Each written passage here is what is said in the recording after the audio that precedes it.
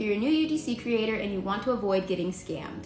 I'm Samantha, I'm a full-time UGC creator. I've been doing this for about 6 months now, and I know how to identify a scam when I see one. I've been seeing a lot of new UGC creators on my timeline, especially on Twitter, posting screenshots of a specific agency person requesting personally identifiable information in the DMs. PII is information that should only be collected in certain sensitive documents. So like tax documents, like a W-9, something like that. A legit brand will have you input that information within one of those documents. They will never ask for your social security number, for your ID, verification and stuff like that within the DMs. If they do, it's a scam. Run.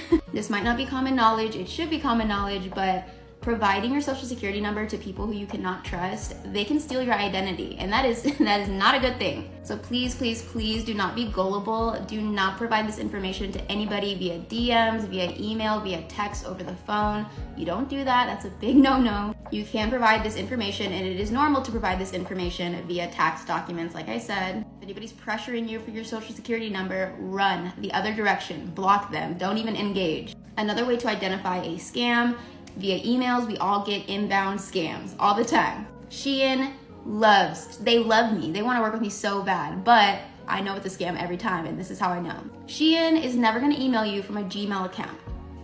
I will explain this a little bit further as to why this is, but one rule of thumb that I always stick to for big name brands specifically is if it's from a Gmail account, that's not the real brand. If Benefit Cosmetics is emailing you from benefitcosmetics@gmail.com, that's not Benefit, sorry. They're gonna be emailing you from an email address, a business email address that matches their domain name. So it might be from hello@benefitcosmetics.com. Or they might email you from support@shein.com, not shein@gmail.com.